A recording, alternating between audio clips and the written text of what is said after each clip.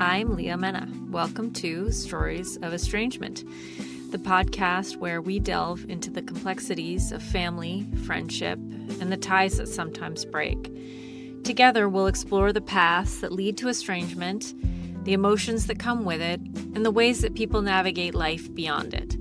Whether you're seeking understanding, support, or simply a space to reflect, this is where we unpack the stories, challenges, and lessons of living with distance in relationships.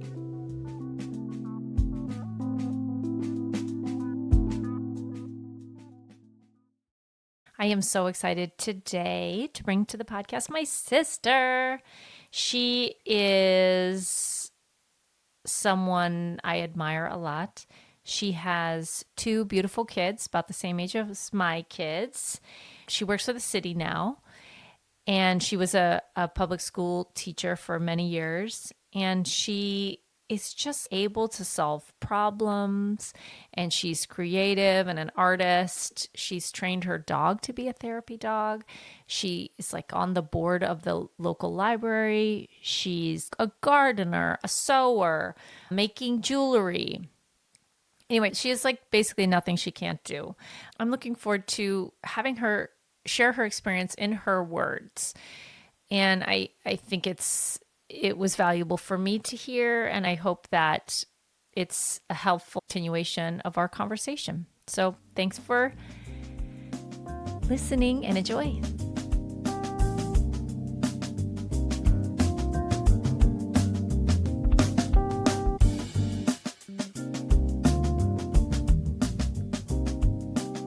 We actually grew up in radio. That's true. Our mom sold radio advertising. This isn't my first time on the mic. Wasn't your first time on the mic. And then our dad did basketball announcements. Yeah. And so we would have to go to the basketball games, and he would do the announcements because it's old school, so they couldn't film it. And he would go, hey, and he takes the ball down to the board, and then he takes that, and then jump shot, and misses. This is why I hate sports. I like individual sports. Individual sports. A yoga. Like the parallel play. Those are my kind of sports. The parallel play sports. So, have you been thinking at all about what it is that you want to share today? We're just gonna be open to my questions. I'm just gonna be open to your questions, even though it's not like anything new or different, and it's been part of my life. I don't have this super clear narrative to tell. Maybe I do. Maybe a super clear narrative will come out. Oftentimes I process things and reflect a lot and think, but oftentimes it's in the speaking of it that it starts to all come together. What would you tell someone, say it's like your third time hanging out, you've met in a book club. Okay, I'm going to set up the scene. You've met at a group setting, book club, and then you went for a hike. She says, tell me about your family. Right. Well, things first, when people ask about that, if I just say I'm estranged from my father, there's typically, I can't think of a time I've had a follow-up question. I mean, my therapist has follow-up questions, but typically I don't get a follow-up question. No one asks. I think it's too dark for people. But I can imagine when I was younger, it used to be, I can remember very clearly going on like a weekend trip with a ski trip with a bunch of people. Yeah. And, Pre-kids. Pre-kids or kids were really, I think it was pre-kids for me. There might have been some kids in the mix for other folks. And I remember a friend of mine was having some conflict with her husband about, I think it was actually about kids and who got to ski and who got to pack up and all these things. And we ended up driving back together, and she was like, oh God, that was so terrible. Can you tell me some stories about your dad so I can feel better and just laugh? So it was like in a very dark she wanted humor. to laugh. She wanted to just like cackle about the darkness of it all. She sounds like an ER type of human. She's in marketing. Marketing. Okay, well, she's maybe destined for other things. I want to know her. Tell me about your dad so I can laugh.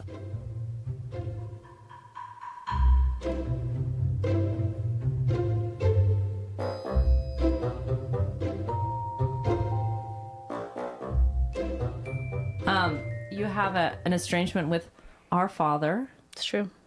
I thought about my episode of The Estrangement a lot, and I had these letters, and then you told me, well, I never got none of those. Right. I actually had to think about that a lot. I could be wrong. I may have received those letters, and I don't have the memory that you do of things. Oh, yeah?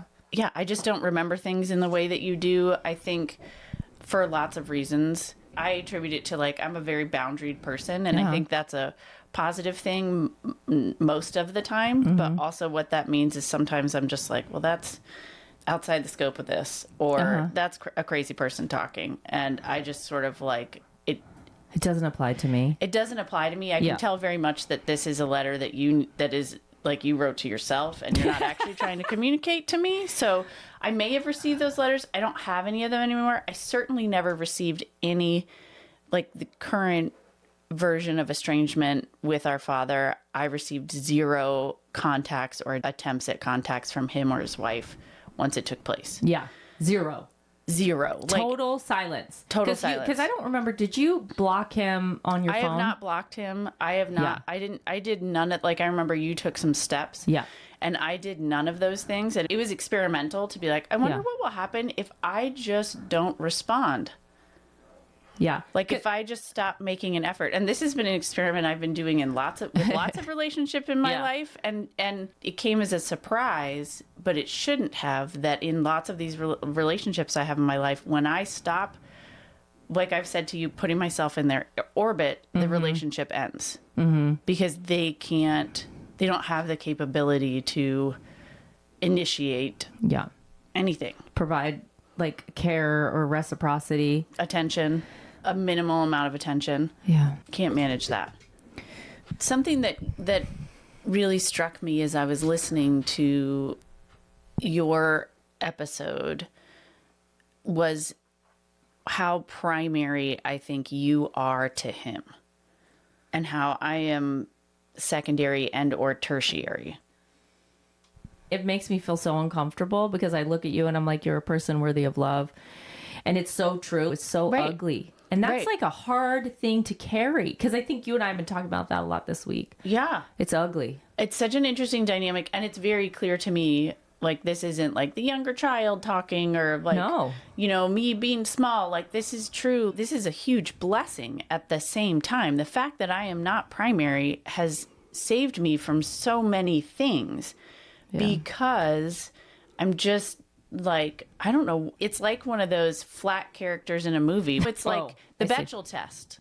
Does this person speak more than 3 lines? Do they say anything other than talking about a man or blah, blah, blah, blah? And like in his world, I'm just sort of like this background character without any depth.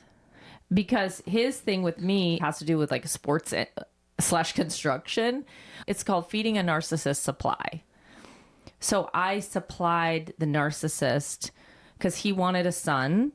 He wanted to play pro baseball.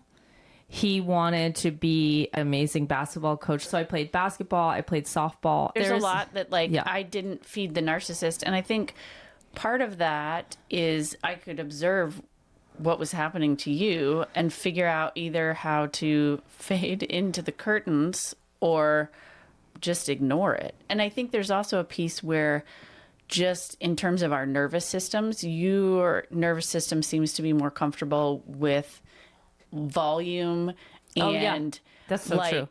Lots of things going on at once. Yeah. And I don't know if I've always been that way, or if it's like the terrible trauma of being poor at sports and trying to play them and have everybody scream at you is what's made me that way. But like going into a basketball game and having everybody screaming and cheering and all the thing about sports that I hate the most is all of the fucking buzzers. All these different like crazy loud noises. And he is also like a loud person. Very loud. And it just in normal conversation, and it just is like one of these things that I can feel. It feels like physical assault when someone talks to me so loud. And like my child does it all the time, and I'm like, oh God, can we just turn it down? Well, I love loud music and dancing. Yeah, that's true. It's not like I'm opposed to loud noises 100% of the time. I like loud things when it can be a fully immersive experience for me. Like at a live concert. Yeah. Yeah. And maybe if I liked sports, it would be fine, but I never understand what the fuck is going on and I don't care. So it's not an immersive experience. And in my town, when they have football games at the college, they fire a cannon on the field every time the home team scores. And I think I went to like one game and I was like, well, we're not doing that again. You and the dogs go down to the Oh, basement man. and close the door. That's really interesting. Like our nervous systems, we lived in this house where there were just 2 bedrooms. And instead of sharing a bedroom with me, you carved out this like terrible Slept in the corner basement of behind the basement cat litter. behind the cat litter with a curtain. I'll do anything for my peace.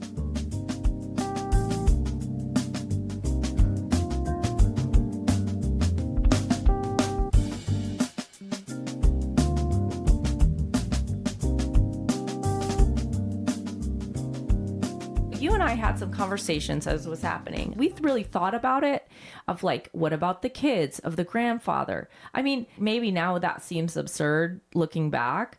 I didn't go into sending that email without talking to you about it, about the implications for you, for me, for our children. But I decided to go ahead. It was my words and you supported me. And then I have seen sometimes if one door gets shut, he just goes to another door. But he did not go to your door at all. No. And it's been 3 years. And so many things have happened in those 3 years too. At that same time, he and his wife wanted to come visit. Yes. I remember at the time I was talking to my therapist about how to manage the visit. And my dad says he wants to come visit and I don't know what to do and blah, blah, blah, blah. And we had like several sessions where we were problem solving and action planning on what we could do and how to manage it and what all these ways to control the situation. And then finally she was like, why does he have to come visit? She just reflected back to me like, here's how much we've talked about. Here's all the effort and planning that you're putting in to try and manage this so it's not damaging to you or your family. Yeah, because you got to think about your kids. Right. How are you going to, you're doing all this work to like pre-plan how you're going to protect yourself and your family. And she was like, why does that have to be that way? And I was like, I don't know, because you're supposed to have a relationship with your parents. And she was like, you can be a really good person and not have a relationship with your parents. It actually doesn't mean anything about you as a person. It doesn't mean you are mean or cold-hearted or any of those things. It just means that they're too difficult to deal with. And that took a minute to sink in, but I just, You hadn't had that thought. Oh, well, there's such a strong narrative about what a bitch I am in our family that it's really hard. You were trying to compensate for that in a way. Yeah. So often the narrative in our family of origin is that I am a mean, lazy person. I am a boundaried person, which means that I'm not going to do things I'm not comfortable with. Yeah. I also get overwhelmed and overstimulated, and I tend to get really quiet when that happens, which people, I don't know what it is. There's something about my physical appearance that when I'm quiet, people interpret that as me being mean or bitchy, which is so strange to me. The part of me that cares for you, I don't want you to just jump over the fact that the narrative in our family, because that's not just a story. That's like stuff that has actually been spoken of this Recently. week. Right. It's an ongoing narrative. And so it's hard to, I personally feel like it's hard to carry that. And so I don't want to just gloss it over. Yeah. Well, I think what makes it easier to carry is like this example of what we're talking about, how this estrangement occurred, makes it easier to carry because it's so obvious that there is nothing I could do that's going to make this person be able to give me a minimal amount of attention and affection. That has nothing to do with whether or not I'm a bitch. Or whether or not you're worthy of love. Whether or not I'm worthy of love, this person is unable to provide a minimum amount of affection or attention. And we're talking minimum as in like a phone call a year. I mean, he's capable of a phone call a year. Yeah, but he during is. the course of that phone call, is there any ability to listen? Is there any curiosity? No. None. Is there any desire to see me and recognize me or your family or your my husband. right? And As then individuals. No. I didn't enter therapy with anything about our dad in mind. Yeah. I was there for something totally different. Yeah. But this was also kind of top of mind at the time. Yeah, because he was talking about coming. And when he visits, you want to talk about nervous system, wowzers, powzers. But again, totally different experience for me than it is for you. There is a way that he pushed and had like these atrocious behaviors that are laughably dark. That's why my friend wanted to hear these stories, was like, oh my God, I just need something laughably dark. Like, tell me some stories. And that he doesn't do with me and or my family. A crazy example of it, I think, is like he came to visit when my youngest kid was an infant, maybe 6 to 8 weeks old. They were there for, I don't know, 4 or 5 days. And here's like 2 laughably dark experiences. One was that my youngest kid was like a lovely baby. Slept, happy, you know, just like cute as a button. Cute as a button, easy peasy. You know, like just like the babies you see in movies who cry when they need a diaper and 4 minutes before they fall asleep at 7:30 and all these things. And in the entire time that they were there, our dad and his wife did not ask to hold the baby one time. Which I feel personally grateful for. Totally. I actually Don't drop that child. Right. Noticed that I didn't offer. No. But I was just kind of like, huh. And then they left, and my husband and I were like, oh, they never even asked to hold him. That's weird. And then the other weird shit that happened was that there was something going on where they were like hooking the computer up to the TV to show us pictures of the never ending construction project. Oh, yeah. And there's all these naked pictures of our dad. No, girl. On the computer that are on the TV. And like they just let it, like we saw more than one. Yeah. Like, and that's where it's that's like his vibe. That's That's totally his vibe. So fucking weird. Dave is great. Dave will be like, oh, well, you know, you meet Hilary's dad and he seems sort of charming and interesting. And then within about 3 minutes, you're like, something's really fucking wrong with this guy. I know that's funny. Dave actually sums it up the best of anyone. He's like, oh, you know something's off. So anyway, so I'm in therapy.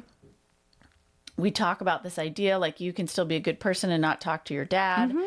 There's a pattern that we have in our relationship where you do a lot of really good research and thorough research about things. Who, me? You, personally. Oh, wow. So like if there's a place to visit or a type of moisturizer. Oh, I love moisturizer. Or an olive oil or I like olive oil. I think that doesn't have to do with gardening, because that's the one place where I do the stuff. But like you do all the research and you think through everything, and it's really convenient because a lot of times I can be like, well, Leah, they went to that place on a vacation, said it was great. Let's just go and do what they did.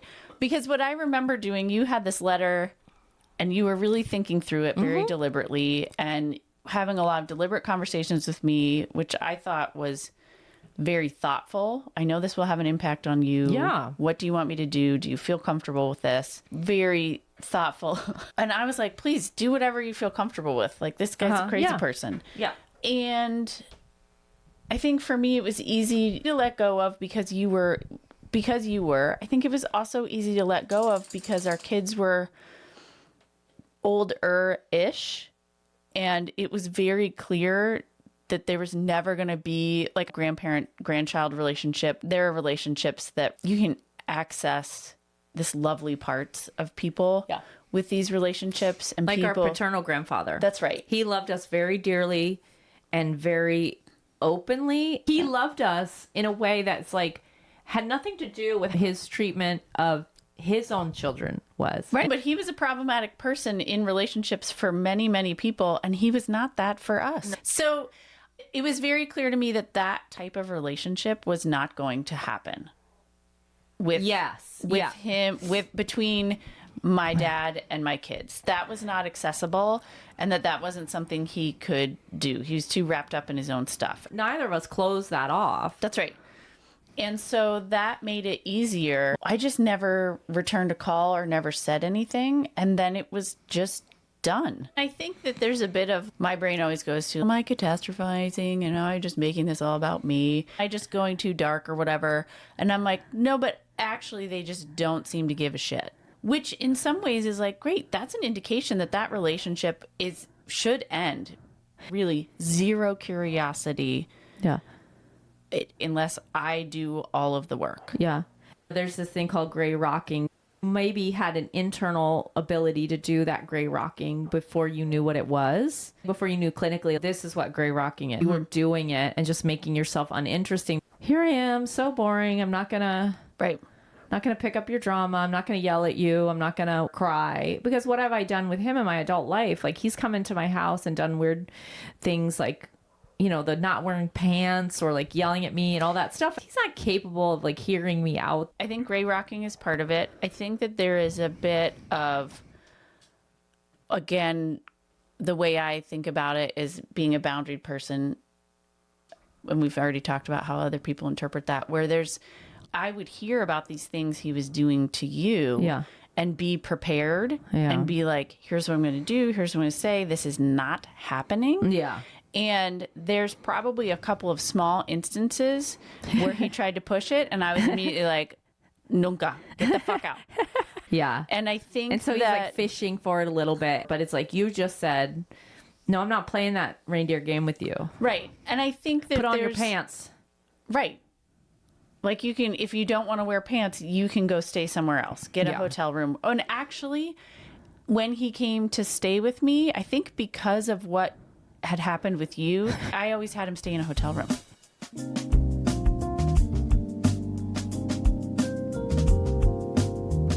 Do you ever cry about it anymore? No, I have a lot of gratitude about the way that things are right now. Somebody parenting me is so foreign to me. Yeah. That I don't really have this feeling of loss. Yeah. Yep. I have appreciation for the people in my life who do that for me. Like, Yeah. I think about, I have these amazing next door neighbors who are a little bit younger than our parents. Yeah.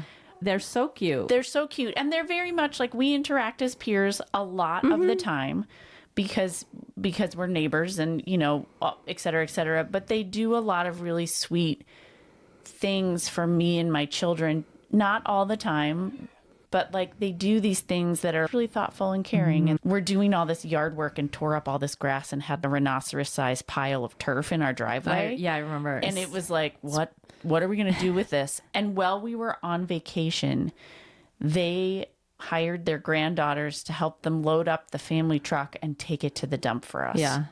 It was such a lovely, kind gesture, and they didn't think twice about it. Well, you needed it done and the girls needed something to do. That makes me weepy when someone Oh my does that God. kind of thing for me. I feel like it does give us extra gratitude. Yeah. When someone holds us in that way, we did not have that. And Right. that feels so nice. So I don't have a lot of sadness about my relationship with our dad because it was all effort and all patience and all listening. Like, so much listening. Yeah. It's a monologue. Yes. So much listening. And About not even true things. right.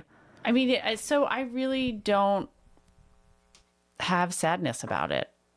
I feel grateful that I don't have to deal with it. I feel grateful that this isn't a relationship I need to manage and interfere and mama bear with my own children. I feel grateful that this isn't a relationship my husband has to support me through. My kids don't miss him. I can think about visits that he had at our house.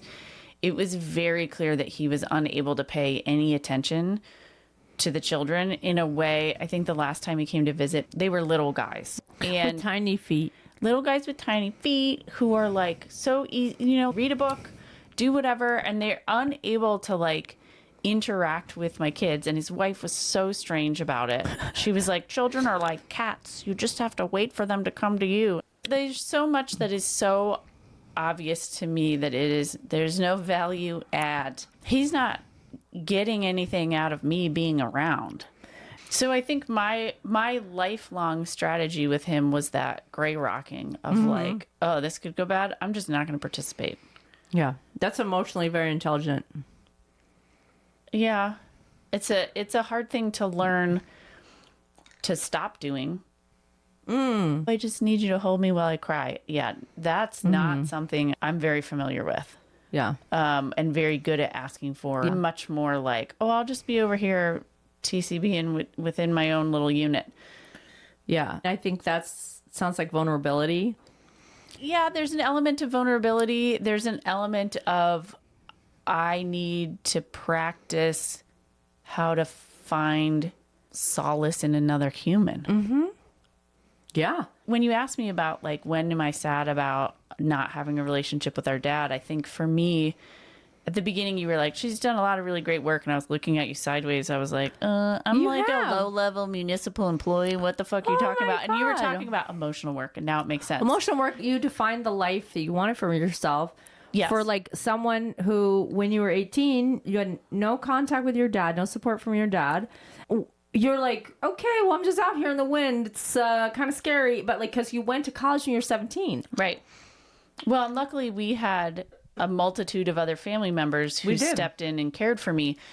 And But our whole life. Our whole life did that. And part of that, though, is, those were not necessarily people who were super comfortable with emotional care. Oh, yeah. Right. So, Physically taking care of you. Like our grandfather Yes. loved us. But man, he's much more comfortable correcting your grammar than he's not cuddling with no, you. you get a pat on the head. I loved our love from him. We both love our love from him. We carry it to this day. And I want to share on here that like my sister and I, oh man, we were together with him in his last breath, and we just like told him that. We thanked him. And it was like truly like one of the most profound moments of my life that I got to tell somebody who was so important to me. He left this plane, and I got to tell him as he left. I don't even remember what we were saying. We were saying thank you. I think we were just like, saying thank you, we love you, thank you. Thank you. We Yeah. just, all of us were saying thank you, and it wasn't like planned. It was you, Right. me, and Nikki. We all just said was thank you, amazing. thank you, thank you. And like, that's the legacy that I want to leave in this world. Right. Whether or not I do a lot of things right, or if I do things wrong, it's like, he's the example of the legacy that I want to live.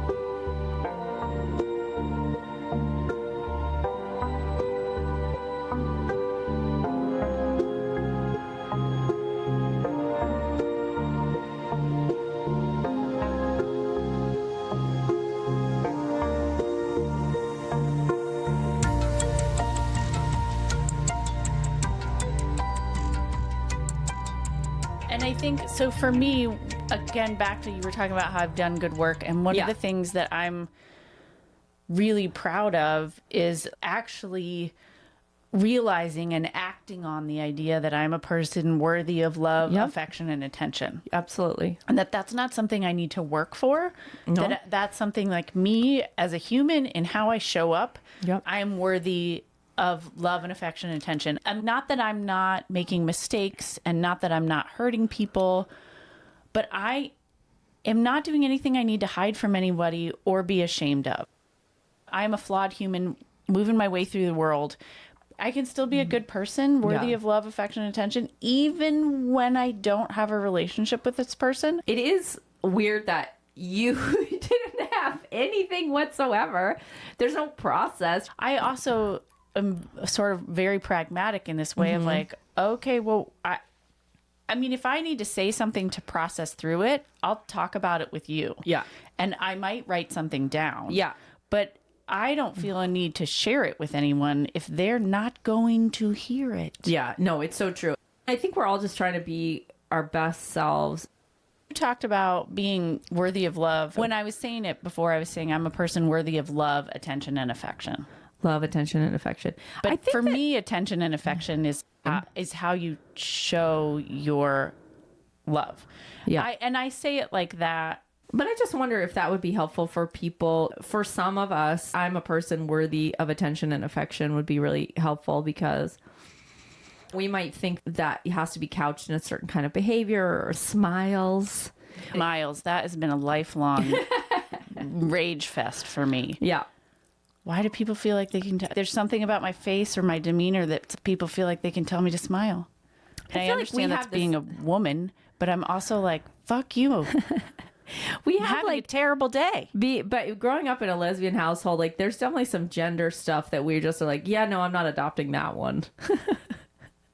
Yeah, there's a certain amount of femininity and feminine norms that were not overtly present where we grew up. And so Yeah. it's easy to be like, nope. Yeah, no, I think it's true. And it's a unique place. Do you ever fantasize about it being different? I don't. And I don't fantasize about it being different. There's other relationships where I have that, but like it's just so clear that this is all that there is and all that it could be. Yeah.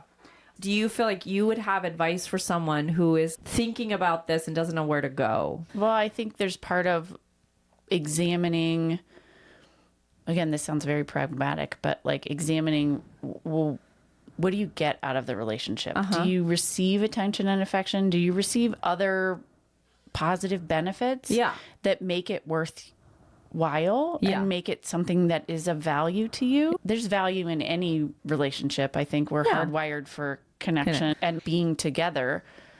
I also like to think about long-term patterns.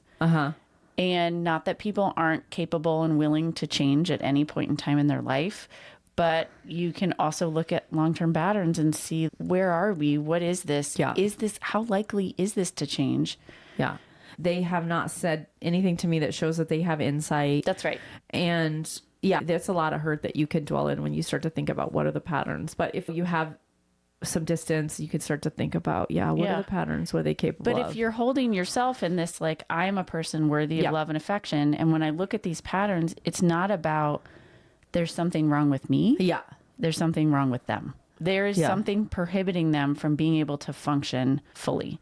And that's not mine to own. It's not mine to fix. I can't control them. And sometimes maybe an estrangement is the thing that kickstarts a desire to change and change patterns. Maybe not. For sure. Something I was thinking about also as we're talking, what do you feel like growing up around him did to your nervous system?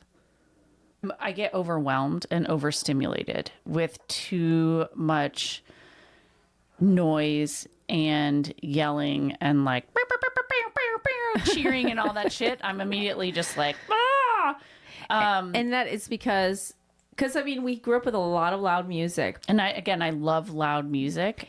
He's very physically unpredictable. Well, and there is a thing with loud music. Like, I love loud music if that's what I'm doing.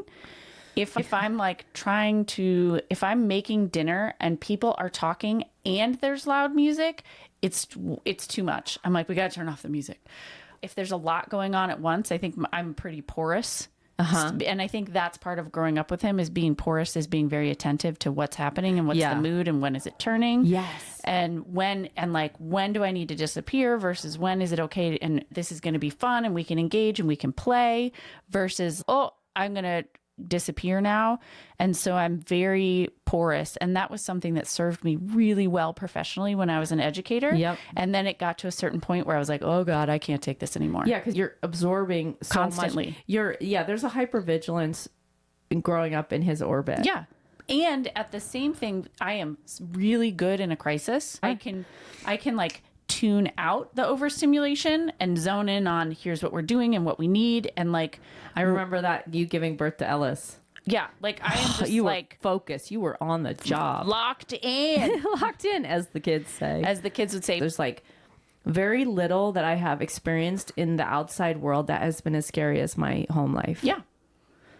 And we were like he did it. swimming in that sort of chaotic, unpredictable, angry behavior before we really knew what it was. Yeah, before we knew what it was. Like, some of my first memories are violence in that home. So I think I intellectualize everything.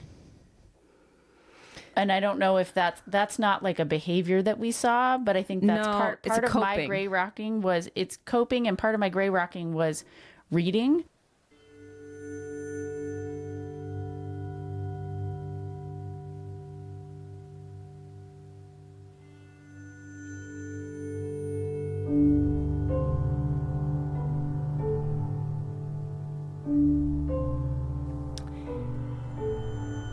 So I want to add the definition of gray rocking in here. We mentioned it a couple of times. It's also called the gray rock method, and it's a strategy used to manage and de-escalate interactions with emotionally volatile, manipulative, or abusive individuals. It involves becoming as uninteresting and unengaged as possible, effectively becoming a gray, dull, unnoticeable rock. This disengagement aims to reduce the other person's attention and interest in you, thereby minimizing their negative influence and potentially curbing their abusive behaviors. In other words, they're not getting anything out of engaging with you in an inappropriate way, so they move on to the next topic or the next person who maybe they can engage in that way. And so there's like a lot of reflecting and analysis that takes place while I'm reading something and kind of comparing all these stories. Reading is the thing that helped me. It's been such an amazing tool for me to build empathy for myself. Yeah. And for him, and to really kind of understand outside of my own limited experience, like what these patterns are and what they mean and how they play out for other people. And Yeah. I'm a big reader of fiction. Yeah. And that's just, it's like I'm obsessed with other people's stories because I'm just so deeply curious. And then it also helps, the perspective it provides of my own experience is invaluable to me. It's really hard for me to put myself out in front. I can remember like when I got married, I didn't say a word. And we had like a small rehearsal dinner with like less than 30 people. And I was like mortified at talking. I remember being so uncomfortable the entire day of my wedding because everyone was looking at me all day.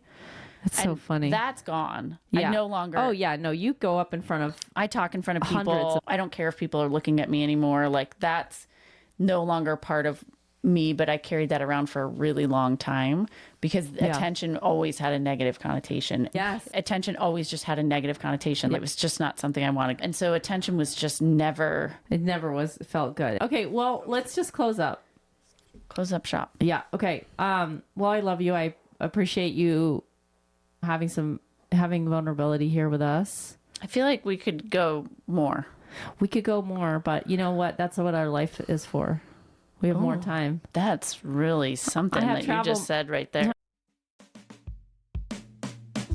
Thank you for joining us on Stories of Estrangement. We hope today's conversation has offered you insight, comfort, or a fresh perspective. If you'd like to share your story or connect with our community, visit us on our website, storiesofelstrangement.com, or leave us a message at 1-844-ESTRANGE.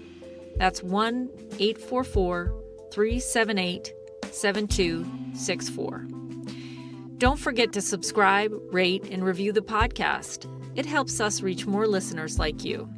Until next time, remember, healing and understanding are journeys, not destinations.